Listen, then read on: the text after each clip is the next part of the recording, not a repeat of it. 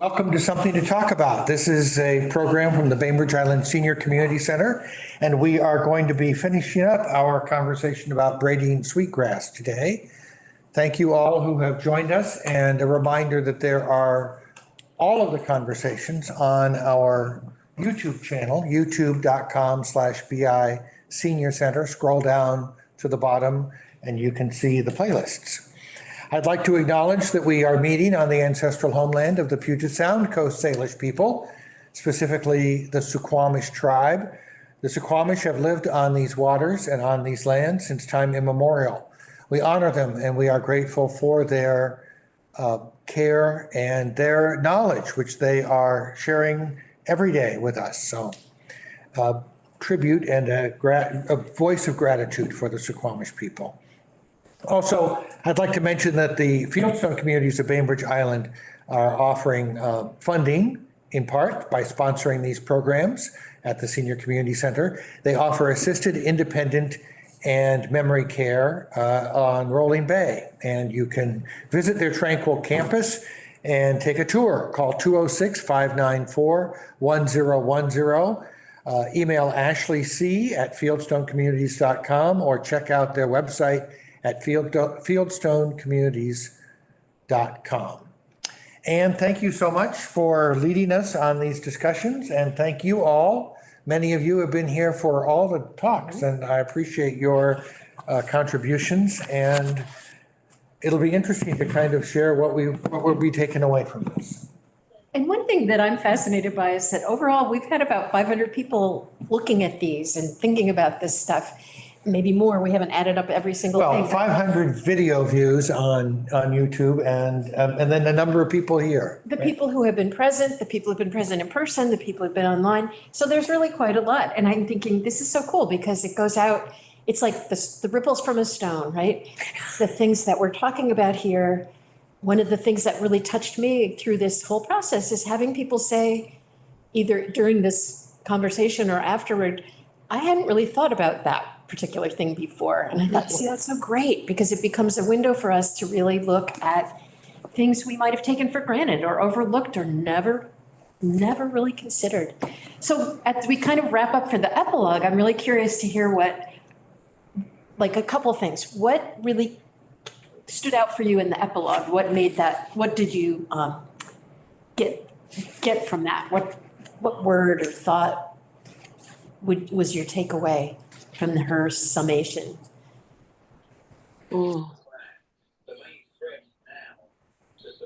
Anne, do you have something? Of course I have something. Well, I'm really thinking about it.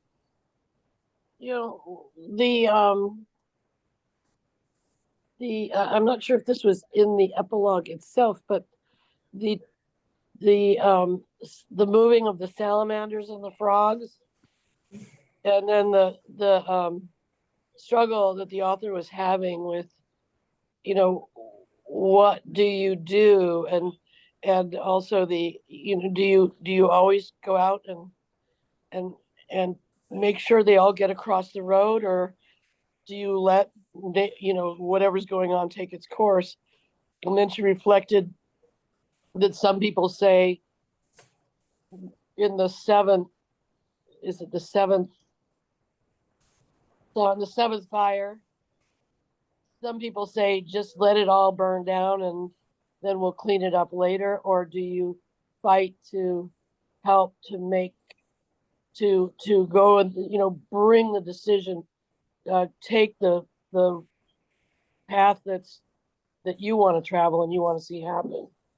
And so I've been thinking about that, but I thought that was interesting in how in the way she brought that up with to save or not save the salamanders. So that was part of what I was thinking, that, we are on a place where we're making a decision as a world, as a humanity, making decisions, and they're pretty important. And then what do you do about it and how do you keep going? And like Rita said last week or 2 weeks ago, whenever, and I'm not saying it the way she said it, but she said you have to have hope. And and I'm thinking about what the author said about the spark. And so you have to, the mystery of the spark of hope, of being present and being a model of that spark, that keep that fire inside awake and allow yourself to share it. So that's kind of what I've been thinking about. I Sparking. remember, yeah, when she talked about the little lumps on the birch trees that have the fluffy Right. stuff inside that you can hold your fire in. I love that because it looks like it's a disease, but it turns out to be a fire carrier. That's kind of a cool flip flop. Sheila, it looks like you had your hand up there. Yes, after reading the epilogue and just digesting that, I went back and I read the whole thing, all these Thanksgiving prayer, which had really really hit me to begin with the first time I read it way back when, and even this time. And this time I went back and read each one of them, thought about them. It was sort of like a meditation with that. I think that is something that is just absolutely so encompassing and so lovely, so lovely. Yeah, I love the part where it says, let us bring our minds together as one. And I always think, where have I ever been that actually happened? What a great, amazing thought, right? That people really, truly, well, back in the day, I was Quaker, and that was what Quaker meetings were supposed to try to do, is find that place of a unity, right? And yet it's so difficult for humans to do that. But yeah, what a beautiful way to lead the mind to unity. Yeah, if you're just popping in now, that's the Allegiance to Gratitude chapter earlier on. And yes, it's several pages of sharing sharing gratitude and awareness of, I mean, all the ways that we are touched and touch each other. And that the world that we don't always think of as animate is alive.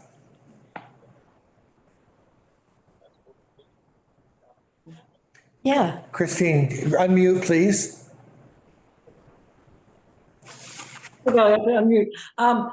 I just wanted to say I love that she calls what some people call the non-human world more than human, the more than humans. And I just was like, yes, that is so incredibly beautiful. And I too loved the Thanksgiving prayer or whatever they called it. And I read it over and over and over again because it is so all-encompassing and so incredibly beautiful. When I was very touched, and at the end of every one, it says, now our minds are one. One in gratitude, one in thanks, one in knowing that we are connected to every single thing that is. And that's so incredibly beautiful and so much better than allegiance to the flag, which she compared those two, and there's no comparison. And I didn't get to read the whole book, so I have to say I'm only like 206 pages in or whatever. But I have to read it so slowly because I have to take everything in. And one thing that has made a huge difference in my life is that she calls the trees standing people. And so I drive down the road, or I look out my window, or walk in the park, and I'm going, oh, hello, standing people. It's really stunning to know this is what a tree really is. And I actually believe that is what a tree really is. So it's very, I love it. Thank you. and at the very end, when she talks about trading breath with plants, that's what we do, right? We're trading breath with the trees all the time. Yes. We wouldn't be breathing if not for them. Yeah, that's for sure. Barbara, I wonder if there's something that really stood out for you. Yeah, Anne has a little noise in the background. Oh, sorry. It's just been so, the whole book has been moving. but I love in the epilogue when she talks about envisioning people recognizing for perhaps the first time the dazzling gifts of the world, seeing them with new eyes just as they teeter on the cusp of undoing, maybe just in time, maybe too late. And then later in that paragraph, she says, more than anything, I want to hear a great song of thanks rise on the wind. I think that song might save us. I mean, I think until we can see the world with gratitude for all of the gifts it has given humans as the newest people on the planet forever, we'll continue in the error of our ways for taking and not thinking about the impact of that and not understanding responsibility and reciprocity and respect.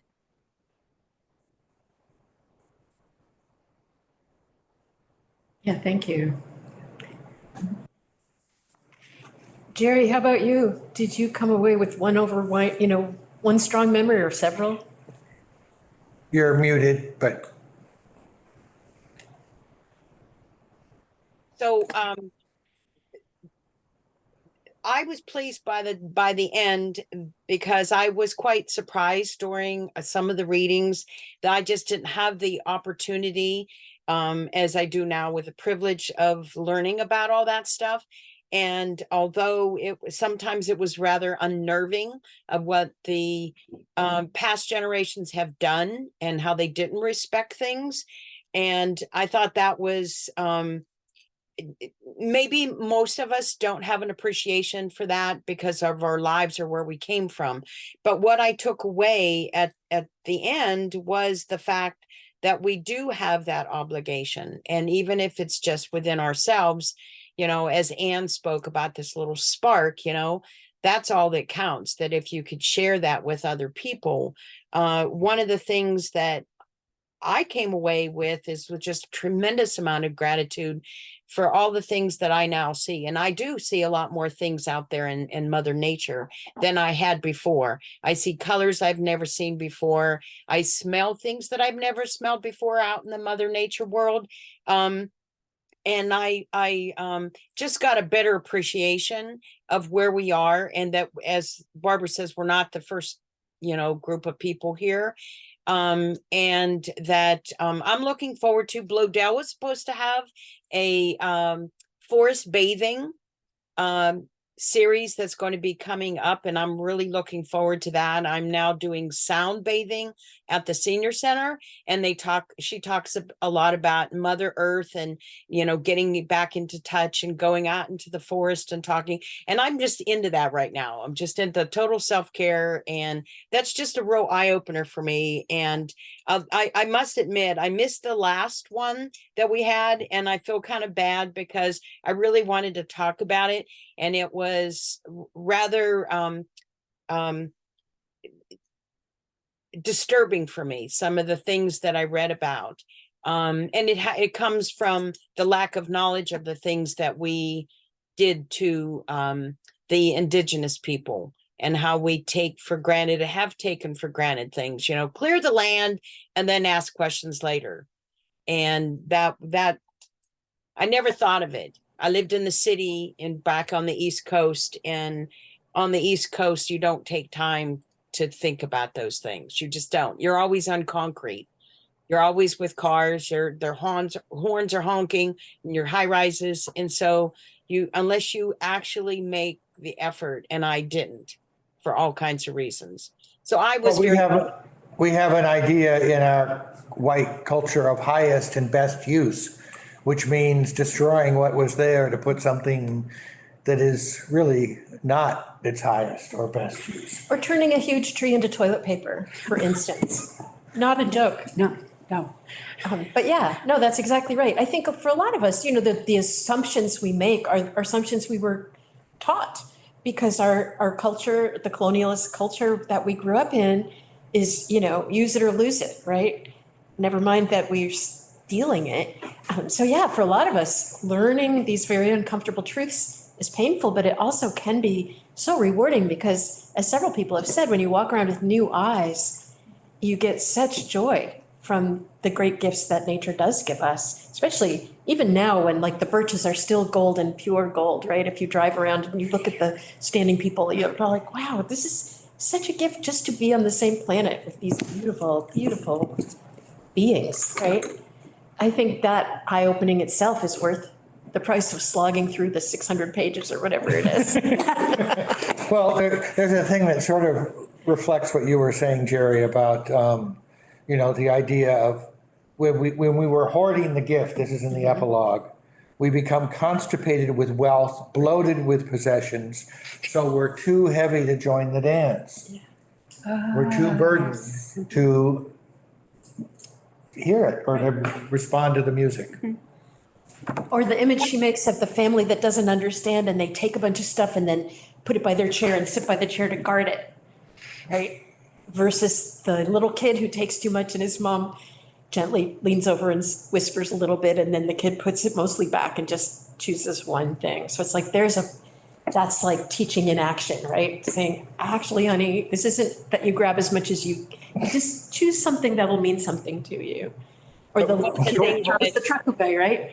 Yeah. One of the things that I had experienced about that type of thing, too many things and, choose one. We had a furnace installed recently, and because there was a different furnace and we needed to have space for these people to do all that they needed to do and pipes. And so the whole garage pretty much had to be emptied out in order to provide the space for them to do stuff. And I realized the 27 years we've been in this house, we've done all deposits into the garage. We've never taken draws out. And when I went to the dump to give them my withdrawal from the garage, he said, well, how'd you get here? I said, I've never been here for dump stuff. I've only gotten garbage at the curb. I've never taken stuff there. And that was an eye opener because if I never gave it away in that respect, I was never cleaning out. I was just putting in and taking from wherever. And I had to laugh because I thought to myself, oh my God, that is just so like all of us materialistically. We just keep getting and getting and getting and getting. And I have to give Barbara credit because Barbara, ever since she talked about zero waste, I try not to do plastic bags, and I loved plastic bags. I loved plastic bags. And now anything now gets into a recyclable container, even if it has to be washed again, I'm putting it into the recyclable container instead of these plastic bags and throwing them away. But it kind of made me feel bad because I have this huge garage with all this stuff. And granted, we've been here 27 years and that's what they call downsizing. But the precious thing that I heard from the lady at the dump said, whatever you get eventually comes here. And it was just like, oh, dear God, that's awful that everything ends up in the landfill, And it was just like, that was the part, reading the book and learning about Mother Earth. Then that was just like, oh, that's the unnerving part. So we have Barbara and then Lena. So just as a sort of meditation on stuff and excess, I invite you to come one day to the Rotary auction to see the oceans and tsunamis of stuff that gets delivered every hour, every day. It's like a meditation on excess that you cannot experience in any other way unless you worked at like the Goodwill or something. It's astonishing. Especially since it's day after day, year after year. And I remember going up to Goodwill during the week of Rotary and it was just as full as ever. And I said, don't you notice a bump during Rotary? And they said, actually, no. Bainbridge has so much stuff to pass on or get rid of, but at least we're playing catch. We're not just throwing it all out, right? Rotary or Goodwill. And there are other organizations that do reuse, even the thrift shop here at the senior center. You can buy wonderful, lightly used clothing or dishes or books or all kinds of things, right? And that gets them out of the landfill for another, at least however many years you use the thing too, right? And also every time we get ready to throw something, let's think about, is there a place for it? Is there a place where this particular, whatever it is, will be welcome and needed or wanted? And if so, maybe I can do the work to get it there instead of just chucking it, Anyway, Lena, how about you? Hello. I just wanted to, I missed the beginning of the conversation, so sorry I was late, but just to kind of piggyback on Jerry's comment to Barbara. Yes, Barbara, thank you for all you do and bringing the awareness and education about the zero waste, because that is one area that in the short time that I've, talked to you over the last 9 months, 10 months or about in more detail about this, my family, who has always been lazy and want convenience in life. I want it now. I want convenience. I don't want to be put out of my busy schedule mentality. Talking with you and bringing these little tidbits home has literally changed mostly the men in my family, which is unusual, their behaviors in tagging onto the plastic bag life that Jerry mentioned. They were just perfect examples of I will never bring in and reuse a bag kind of guy. Now, fast forward to today, I've got always bought reusable bags. I've got, they're using them. They're in everybody's car. Nobody has an excuse. And not only that, stores now charge you and they're getting cheap. They're like, I don't want to spend my money on a bag. So that's whatever. That's great. Just reuse the darn bag. We're doing good.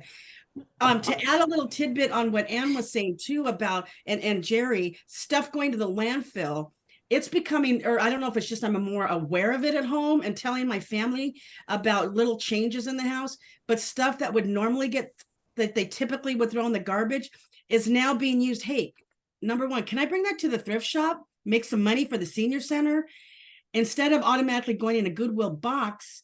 Because I read an article about that, a lot of that stuff going to the landfills as well. But we have certain groups, and some of you may have heard of it, about Buy Nothing Bainbridge. And there's several chapters in Kitsap County and various places that you might not have need for a jacket that you've had for 3 years, but maybe there's somebody else out there who does. And so you might want to put that out there to share. I was doing that within a smaller group in Suquamish and found out half my closet was being able to be gifted, passed forward to help another family who really appreciated that. So and again, a lot of this is still new on trying to learn things when it comes to not throwing stuff in the garbage and landfills. And it's rethinking, and that retraining of how you've been brought up is not an easy thing to do. But It makes me think of Marion Thackeray, who volunteers at the thrift store, will take ends and bits of, sturdy cloth and turn it into a pot holder or something. And that's another, in fact, we were just talking before this about the idea of having a fix-it fair, which was something we were thinking about before the COVID, of getting people together in CUNY Hall to learn how to patch and repair and fix things. Just light repairs, giving things another, it's so, the spring doesn't work, so out it goes. right. And sometimes you can't fix things. A lot of times now, small appliances are not made to be fixed, but a lot of times you can. And I was thinking about connecting with some of the Rotary team who've been doing that kind of stuff at Rotary for years and seeing if they would come and have a table and show, not just do it, but show us how to do it. I think that piece, and have a visible mending team, because that's very trendy, as a matter of fact. Repurposing clothes with the obvious mending is like, the kids think it's the coolest thing on wheels. I just used to think it was crappy sewing, but apparently it's way cool. So. You haven't seen my mending. It's crappy sewing. Yeah, I think I took away one of your sweaters and did it fixed better. it, yeah. I think I did. But the point is, we are not used to thinking in those terms. It's so easy to just click on an online thing and get another whatever. And I think training, especially over the last few years, because during COVID, people got very leery about going into shops, if you could even get into a shop and if they even had anything with the supply chain issues. So it became very easy and very accustomed to just buy stuff online. Our UPS guy told me the other day that there are houses on Bainbridge that he goes to every single day. Every day. The box of the day. The box of the day, because we've gotten in the habit, and it maybe part of the issue is the black hole of, because we have a lack of connectedness and a lack of culture. And it doesn't really work to fill up that black hole with stuff. But until you really go down and do the hard work to figure that out, it's easy to just click and, buy another something and get rid of the other somethings, right? Yes, retail therapy, I think they call it. We have kind of a policy, it's not written, I'll make that very clear, in our home, my husband and I, that if you bring something in, something goes out. If you, I don't know, I'm trying to think of something, maybe it is a sweater, maybe you do need an extra sweater because it's really going to be a cold winter. So that may not be something that goes out right away. Or find one you haven't worn in a long, haven't worn in a long time, it goes out. But it usually comes either here or to Bargain Boutique. And so forth. If we decide we needed a new pan, do we really need all 4 of those other pans we have? Which one should we get rid of? And that kind of thing is, like I say, not a written policy, but we sometimes when I'm buying something, I'm thinking of what's going to go out at the store as I'm, contemplating buying it. Well, I think about the way that you have, used things that would otherwise be tossed as a way to do plant starts or, Yeah. it's like, okay, it's another use. It extends the life of this thing. You can use one of those lettuce boxes with the lid. Some of those are practically vintage, but they're still working. But I'm also thinking as the season of giving comes up and the Yeah. horrible, I hate this tradition so much. My family switched to experiences. So instead of giving each other stuff, we pick a day to do something together. Like my grandkids and the other grandmother and I are going to get together and do gingerbread houses. And then we're making gingerbread men and gingerbread trees and gingerbread this and that, and then they're gonna glue it all together with horrible icing. But that's a gift, right? Yes. Yeah. And they'll remember the time and the idea of they were doing it together, and when they're 35, they'll be talking about it. Well, and the thing is, right, one of them But wants they this will. $150 Lego set, which he will put together, and then there it is on his shelf, so, but if we do some experiential things, I think you're right, Martha, that they'll look back on that Yeah. when they're older and remember doing fun stuff and maybe do it themselves, right? Yeah. So getting out of the thing business, into the doing or being together in certain ways, I just feel like that's so valuable. Even with adults, not just the kids. There's some of the book that I've read, haven't read every single word in it, but I'm looking forward to going back and reading it.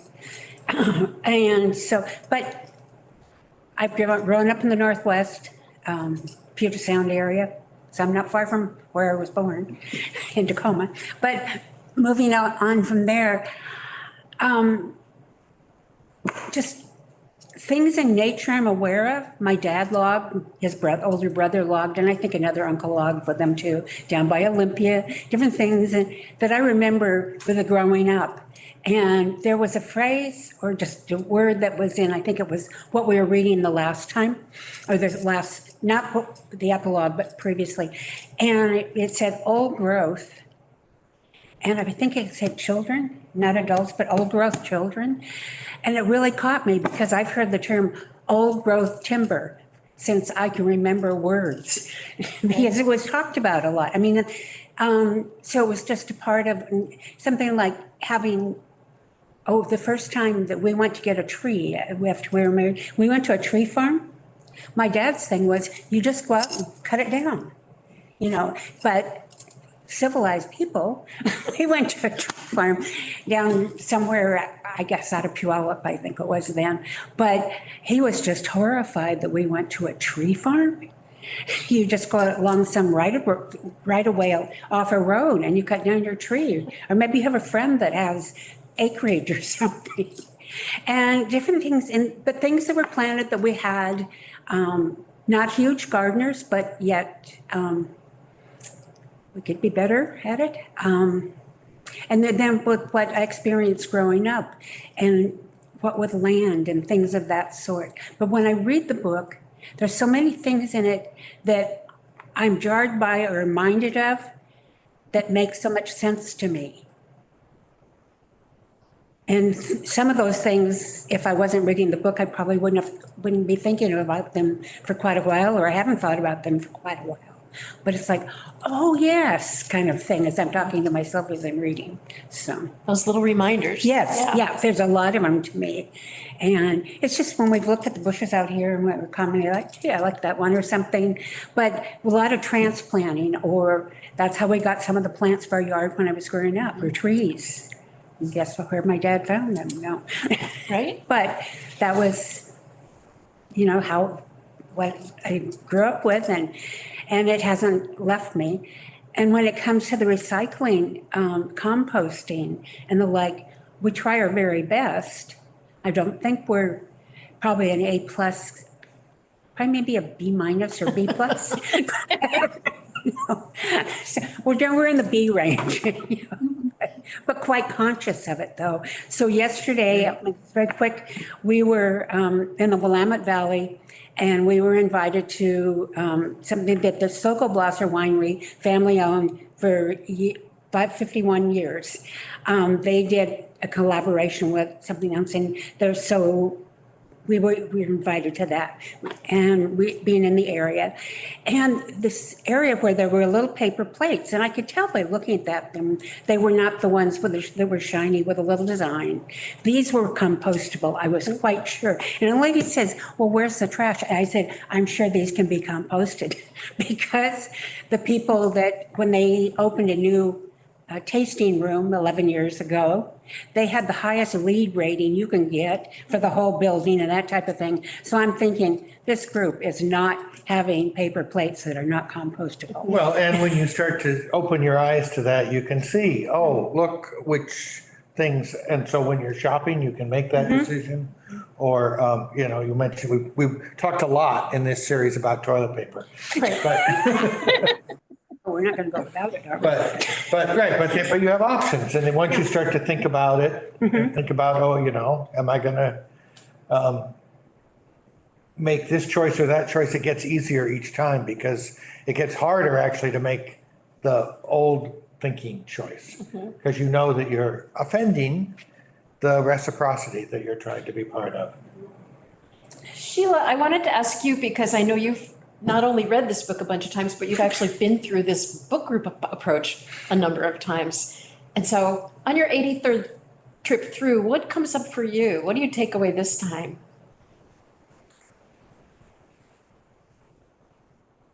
Or maybe you have to really think about that. I don't know. I'm sorry, was that from me? Yeah. I'm sorry, I didn't get the beginning of that. There were a couple of things. First of all, when you talk about repurposing or reposting or composting, I really am so proud to work at the stadium over there at it's not Safeco anymore. Come on, Sheila. At T-Mobile. I just got fired, right? They have like only by the phone company. Yeah. Whatever. 98 or 99% of it is composted. I mean, they aim towards 100. It seems to me last year they got 100%, and that's because everything that they have that they serve in is compostable material, and it's I'm impressed to work there. I'm honored to work there because of that.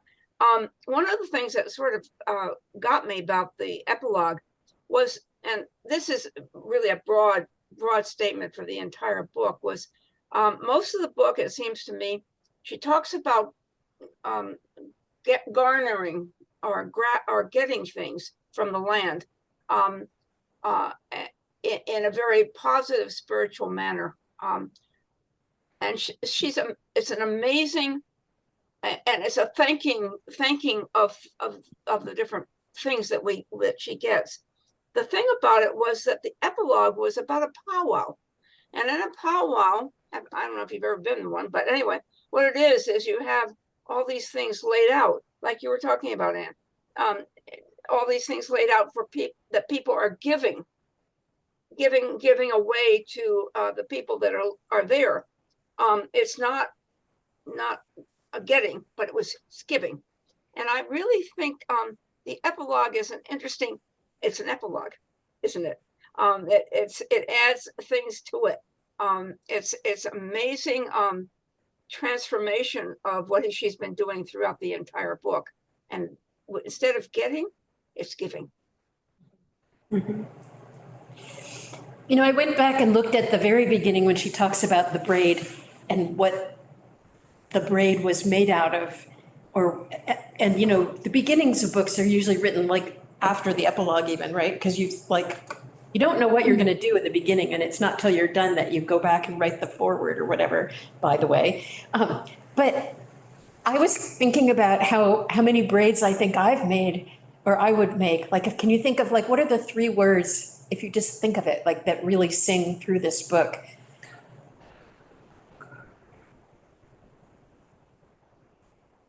Anne, you're muted. Reciprocity, for sure, Yes. is one of them. Thankfulness, or gratitude or whatever. Mhm. Thanksgiving. Right. What was that last one? Thanksgiving. Thanksgiving or gratitude? Yeah, for sure. Those. Interdependence. Mm, That really works. yeah. And generosity. Appreciation. Oh, yeah, good. That's a good one too. How about hope? Yeah. See, now we're at pigtails. We're gonna go for a big, a multi-braid do, right? Because really, she talks about, oh, Anita, what would you like to say? Oh, I was just thinking that she often talks about mothering too, which Yes. is as giving. Yeah. Indeed. Yeah, there were several chapters where mothering probably came up 40 or 50 times, right? Yes. Mhm. Yeah. And that caregiving aspect, or being a like water protector. All the way from the salamanders to the pond. Yeah. And I don't know what the right word for this is, but that animation or spiritual nature, the soul, I don't know what the right word would be, but that recognition of embedded life in all being. Well, of personhood. Yes. I mean, because that's really what she calls that out a lot. Sheila? No. Oh, She calls it animacy. Animacy. Animacy. That's, Thank you, That- Ann. Yeah, that word, I mean, I'd never heard it, and it's part of what stays with me with this book. That aliveness of everything. It's sort of Buddhist too, if you think about it. Yeah. Then she thinks. Anita? I thought as I was reading, and I haven't read the whole book, I have read parts here and there always, but initially I kind of thought, oh, where is our culture? How many people is she reaching, and how new this is to everyone. And thinking that way, it's easy to kind of wonder how hopeful you can be about our culture. And then I was reading something else, and it was in Richard Rohr, and he was talking about St. Francis and how St. Francis always talked about all the animals being his brothers and sisters. And I thought, oh, maybe there really is hope for us. We might go, in waves, like catching on to this and then losing it and catching on again. But it certainly gave me hope that, she's reaching people, and we're all learning. But it also made me feel very grateful for where I grew up. In fact, the place was called Unity, which is kind of a hoot, but in farm country, so, and I was raised by Depression grandmother. So we saved everything and we reused everything, and how much that has really stuck with me. And even though I feel like, oh, I have so much more to learn, I feel like, oh, I'm so grateful for what I have in my background. And one other thing about the book, also, she talks so much about gratitude, but also delights. And I don't know how many of you have come across the poet Ross Gay, but he wrote the Book of Delights. And sometimes I find as I'm walking, like Anne, you were talking about the beautiful leaves, how the colors, and sometimes it's like, is that really gratitude? Yes, but it's also like delight, and it's so how much you can enjoy every day when you can walk down the street and the leaves look like a painting, or the sunlight's coming through the leaves, and so many things like that in everyday life. And yes, it's gratitude, but it's also just having delights in these little simple things. I walk around a lot, and kind of as I get older, I'm watching my feet more than I used to. So I'm looking at all the leaves and thinking, oh, now I'm passing an elm tree, and oh, look, here comes a maple, because you can see all the leaves that are laid out in a tapestry for you. But I've been really delighted to see other people picking up leaves, and not just me, and not just kids, and I was looking at the sort of pathetic Christmas tree that the city's put up with plastic loop crap on it, and thinking we need to have a workshop and do a refashion trash workshop where we could cut up tin things and solder them into beautiful ornaments and make things out of wood, or, I don't know, somehow put the leaves between wax paper and iron them like we used to and cut those out. And we would have decorations on that tree that could be used year after year after year. So I'm like, okay, who's in? We're going to have to get City Hall to let us do a big workshop to have more natural and more beautiful and more reusable things than plastic. And the ornaments that don't make it could be compostable. Exactly, right? I see Barbara say, but one thing that I thought of, Anita, was the idea you were talking about things that we don't recognize. And I was looking at the picture, and of course, you don't always see every strand of a braid when you're looking at it, but it's there.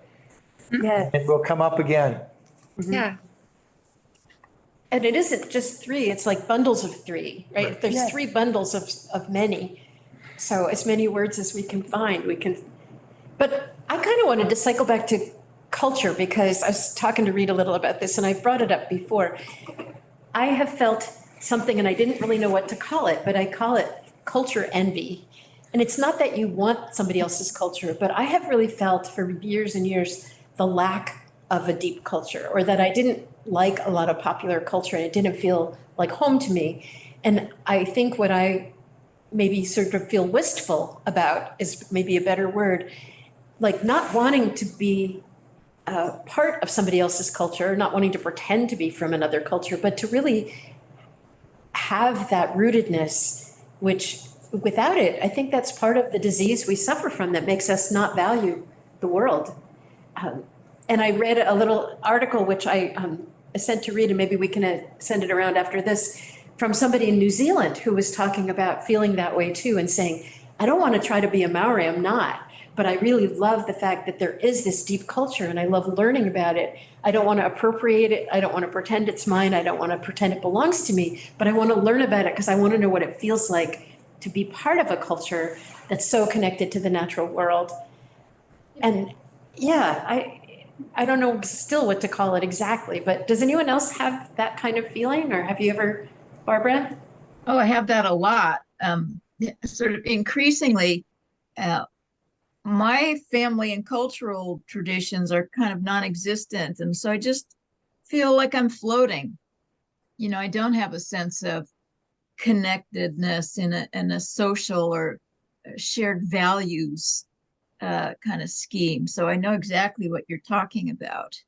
And I was thinking today, looking around at, the beautiful color of the leaves. And so we can look at the natural world to think about what seasons are here, or we can be inundated by the ads that say, oh, it's time to go shopping for this holiday, or it's time to buy tchotchke decorations for that holiday.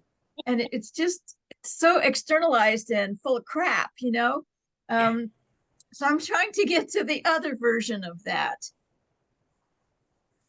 Jerry? So one of the things that you talk about culture envy, I have not culture envy. I was blessed with growing up with a lot of traditions and values with our culture. And both my parents were similar in their ethnic background. So we were, and my parents were first generation from their grandparents. Their parents were immigrants. And so we were blessed with realizing and experiencing all of those old world European values, because that was what they brought, and they taught their kids, and their kids were my mom and my dad. So all of our holidays had value. It didn't have the trinkets, the tchotchkes that Barbara's talking about. We had value to everything, and mostly food. So Christmas Eve, we had the dinner, and the dinner had 12 different meals, and each one represented something. And most of them, none of them were green, none of them were crisp. They were all very bland, you know. We had pierogies, and we had fish, and we had barley, and we had prunes, those kinds of things. And they each represented something, some part of the earth, some part of the world that you lived in. And we learned all that. And I was thinking just the other day about Christmas. I enjoyed Christmas. We had all of these values. It wasn't the Christmas tree, it wasn't the lights, it wasn't the presents. It was the food that we ate. It was where that food came from, who taught who how to do that, and all the people that came and celebrated. And yes, there was a lot of drinking, because my dad, well, not just my dad, but anybody you visited Christmas Eve, you would visit 10 or 15 houses, and the owner of the home greeted you with a tray of whiskey shots. And you'd get your shot of whiskey, and you would celebrate the year, or the passing year, or the holidays. And then you would sit down with a beer, and you would talk and talk and talk, and you would eat all this food. None of it was about materialistic things. It was all about the value of your family and what you did or you didn't do of the year. And that's what I grew up with. I mean, that was just very memorable on both sides, my dad and my mom's side. And that I do miss. You talk about culture envy. I wish that my kids had it a little bit, because my mom and dad were still alive, but we don't have it at all. Most of all of my relatives are gone, and we just don't have that. We just don't. And you're kind of lost in this modern world. My husband is from Oregon and farming, and he didn't have any of those values, just meat and potatoes on a big plate. That was it. And you milked cows early in the morning, but there wasn't any of those, you know, like whatever. Anyhow, I just had to say that, because Christmas is important for those kind of values and traditions. Yeah, and I think that maybe a little light on the whiskey in the future, but I think that that idea of reclaiming tradition is part of what this book is about. It's like we can't undo where we are, but we can recreate with the materials we have. Sheila, did you have a comment? I did, but it's sort of like it's about 8 conversations back. Like, hello, but I wasn't fast enough. No, I wanted to.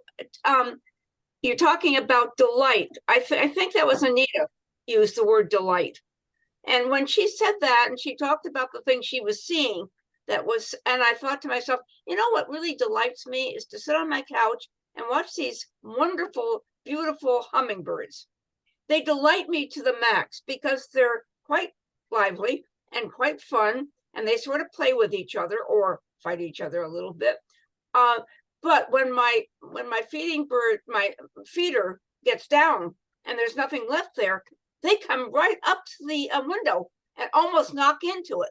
As much as say, Sheila, we're hungry, we need something. And that is delightful to me, absolutely delightful. So right now it's good. There's about that much water. I've just finished filling it, so it's in good shape. But you know, that's delightful for me to be able to sit on my couch and see that kind of thing. And I think you had something too, didn't you? I'm not thinking, I'm just being delighted with I don't remember what I was going to say. Okay, can I mention one other thing? Sure. Is to, well, one thing that absolutely also delights me is a writer by the name of Brian Doyle. And Yes. anything and everything. And what thing that really delighted me the other day, I was with my family, I was talking to Michael, my son-in-law, who works for EPA, and very cognizant of all of what we're talking about here. I'd given him Braiding Sweetgrass and he found that to be an incredible book to read. But he said, you know, Sheila, my favorite author is Brian Doyle. And I said, oh, really? Who is my favorite author? And I didn't expect that. And he said, yes, because it brings out the spirituality and the love that goes on around you. And I am, you know, then we spent the next half hour talking about his books and his love for people and for critters and things. It was such a delightful conversation, which I didn't ever expect. And I thank the good Lord for Michael, you know, I really do. Thanks, Sheila. Barbara. Well, there's something that occurs to me. I mean, I think about this as a big factor in my life now, but being retired has given me the luxury of time to really sit back and look at the life we are all living, the life that I am living, to be so grateful not to be into that pressure of work and, you know, just not a time to rest and relax and enjoy and observe. And so I actually feel guilty having this luxury a little bit. And I worry about all the young people who are going to be working for decades and not have this luxury. And I think it's important to have some time to just sit and contemplate and be grateful. Yep. And our culture just mitigates against that. Well, it has for sure, but I think that that's one of the things that we want to, you know, recognize we can change. We can change the way that we go about doing life, and I think that I mean, we've had hints of that during COVID. People were saying, I'm not going to commute as much as I used to. I'm going to find, and whether those things stick or not, it's up to us, each of us, to make those changes. Is that Howard or Janet? Does one of you want to say anything?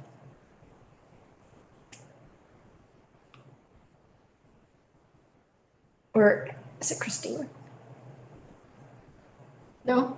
You have to unmute yourselves.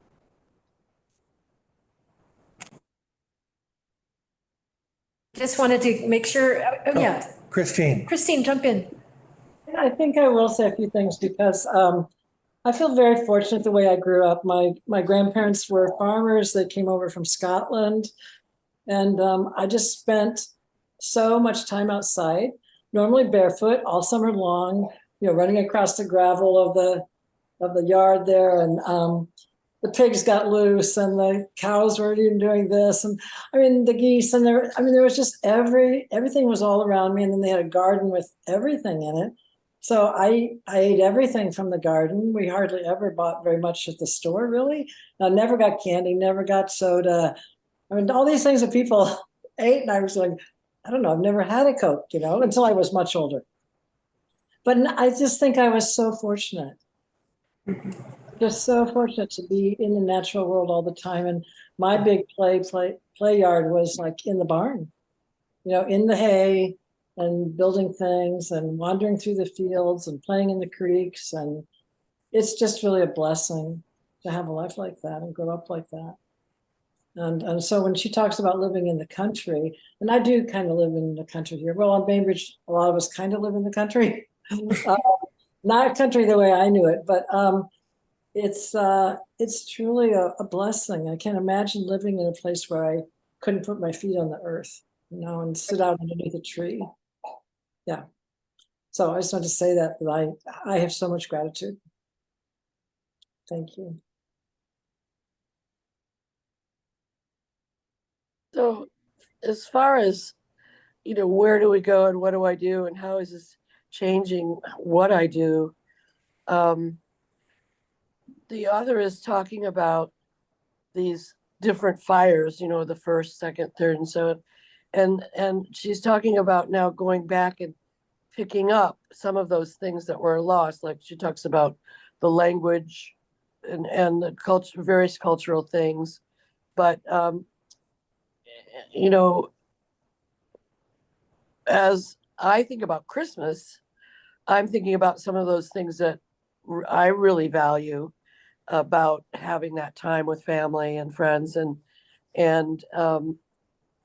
also, so maybe I'm talking now socially, but also philosophically, what are those things that I've left behind that I can now recall and pick up, maybe a little bit in the leisure of my retirement, that I can think about and cherish and renew, maybe in a different, with different generations, right?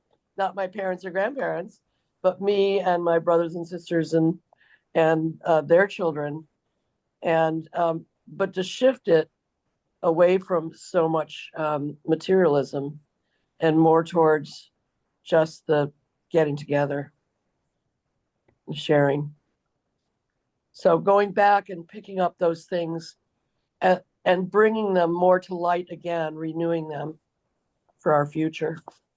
That's one of the kind of lessons or guidance that she's kind of making to me.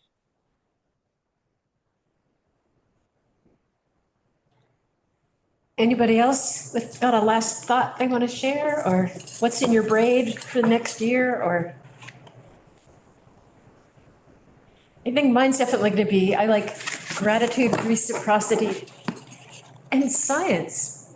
Because in her braid, her original thought was, I think she says, it's lore, native tradition, indigenous knowledge, and science as a botanist as well, right? And those things together, and then her personal life experience. That's what she was thinking about in her braid, and I think all of us have some blend of those things, right? But adding in the other strands of reciprocity and gratitude and appreciation and delight, culture, connection, like that's a rich, fat, happy braid to carry forward, isn't it? And sort of think about adding on to, right? As we move forward. And I want to thank everybody who's joined us all this way through. Some 500 people visits one way or another. And that richness, I hope that we all carry that forward. This has been a lovely, lovely rereading for me, and I hope for all of you too. So again, thank you so much for participating. And thank you, Anne, for helping to facilitate these discussions. I know that we've talked about, again, viewing Honor Thy Mother. And we've also talked about an Indigenous people's history for the United States. Yeah, that might be a book, if some of you might be interested in doing, we'll do another a series like this, because it's another book that's very dense and takes some time, and you can't just whip through it and have a one and done book group. Yes, I have really enjoyed the idea of not being asked to read the whole thing before I showed up. And what was the title of that book that you're talking about? The Indigenous Peoples' History of the United States. It's a take on Howard Zinn, and updating. And so we're looking at getting that book as another one that we can share. And I hope you all would weigh in if you didn't. I liked having it every 2 weeks so that there's time to kind of think about and process and maybe read a little bit more so that we come prepared instead of doing it every week, which is harder to stay scheduled on. And I love that we can go back and look at the ones, if you missed it, you can go back and check it out on the website, on the YouTube channel, and pass them along to friends if there's a good one that you kind of think somebody else would really appreciate hearing. Anita? One I last just wanted thing. to add just a quick reminder that there are, the book of Braiding Sweetgrass, she reads online, and it's so wonderful to listen to her voice. And also, since we've been doing these discussions, I've come across many, many interviews of her and why she even wrote this book, and other, about her mosses, and it's wonderful to listen to these interviews as well. Thank you. There's also a really cool statement from her publisher. There's an essay written that says, because of the success of this book, which was a complete surprise to everybody, the Milkweed Publishing Company out of Milwaukee has been able to produce hundreds of books by Indigenous people from all over the world who would never have been able to be in print. So this book has brought a lot of other voices to the table, which I think is really. Filled up the blanket. Yes, filled up that blanket. That's Exactly. exciting. Anne? I just wanted to say that I miss the scent of sweetgrass. In Maine, it was all around me because I Yeah. worked with Passamaquoddies. And I miss it.